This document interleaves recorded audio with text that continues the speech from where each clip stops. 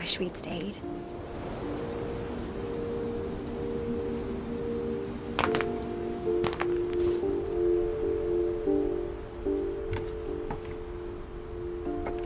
But I understand why we left.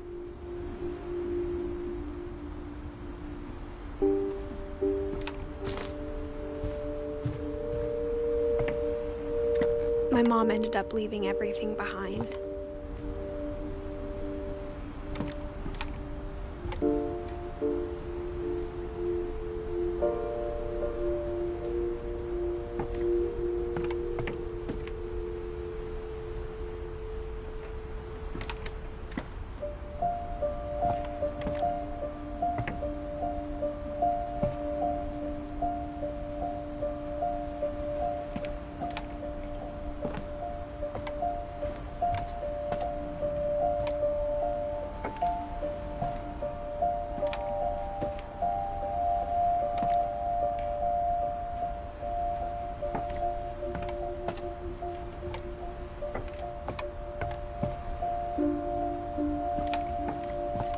What happened that night had been coming for a long time.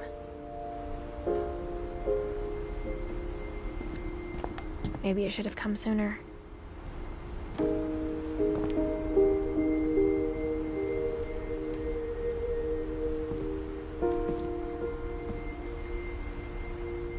But it had to end one way or another. All that's left now is to tell you about that last night.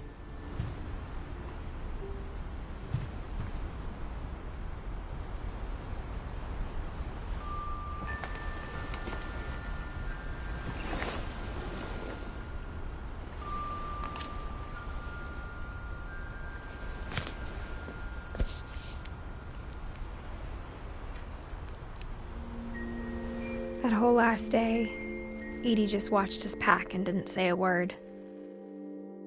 Until supper, when she raised her glass and said, "To our final night together, and all our final nights apart."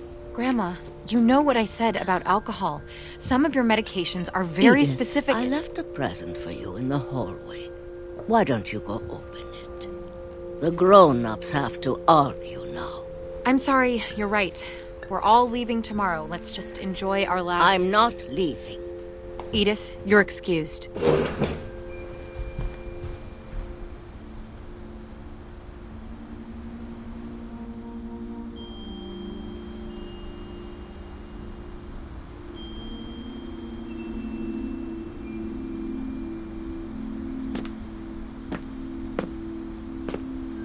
the power had been shut off that morning, but Edie always had plenty of candles. When my mom sealed the library, I don't think she knew about the other entrance.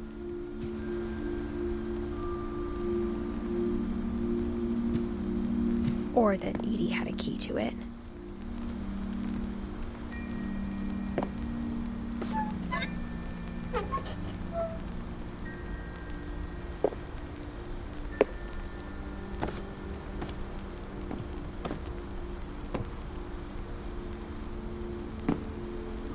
That thing you're afraid of isn't going to end when you leave the house.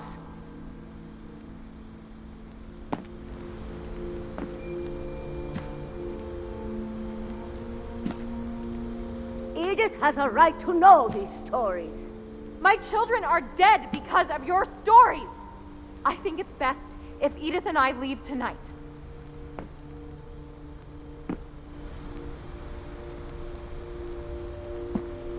We'll have the nursing home send a van for you in the morning, okay?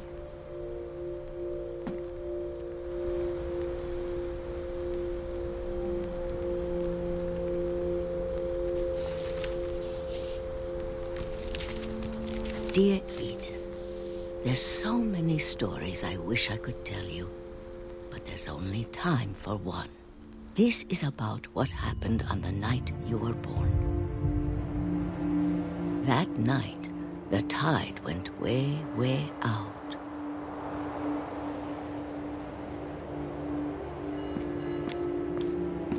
It was the first and last time I ever saw the old house aground.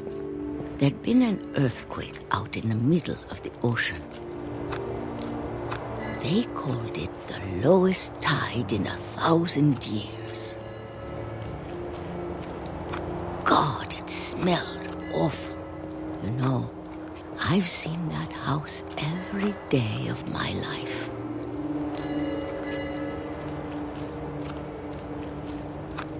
But I never thought I'd go back to it. When the fog rolled in, I lost my way.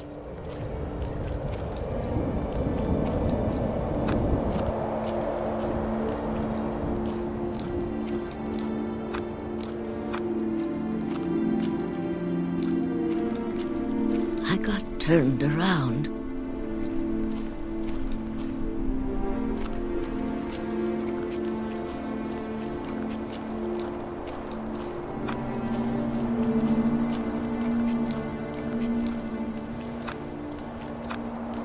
For a while, I wandered.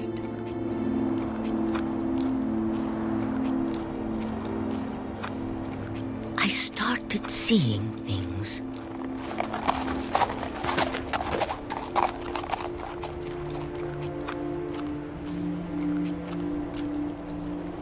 Things I'd forgotten had ever existed.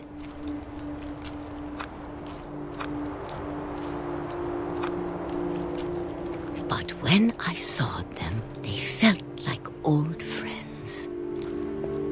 That night, a lot of things came back to me.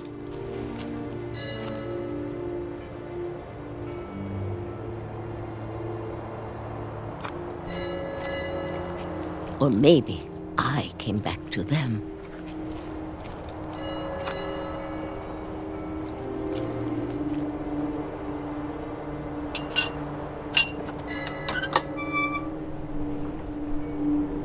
Things I can't explain, but that I need you to try and... Edith, what are you doing in here? It's mine. Edith! Mom, you're gonna rip it! Let go! I kicked and screamed, but Mom dragged me to the car.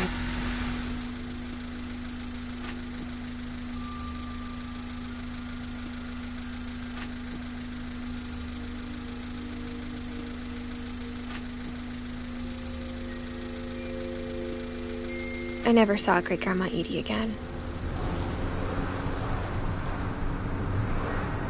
The next morning, the van came to pick her up, but she was already gone. After that, we moved around a lot.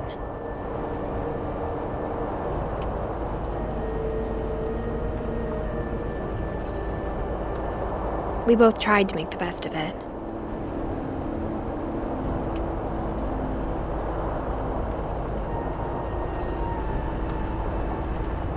A few years went by.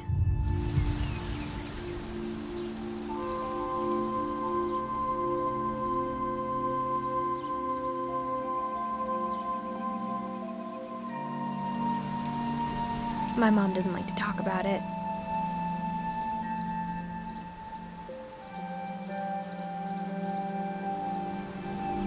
But she started getting sick a lot.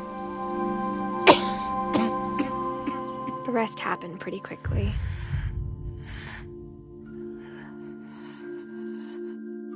She got better for a while, and then she didn't. And then I was alone.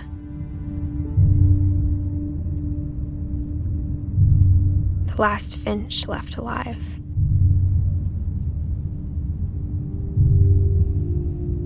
Until I found out about you. I'm still not sure what to tell you about all this. If we lived forever, maybe we'd have time to understand things. But as it is, I think the best we can do is try to open our eyes and appreciate how strange and brief all of this is.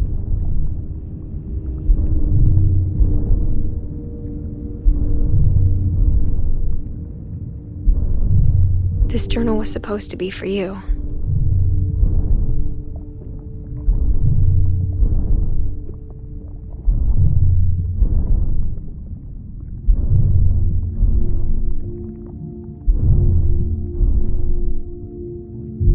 I hope you'll never see it. I just want to meet you and tell you all these stories myself. But I guess if you're reading this now, things didn't work out that way.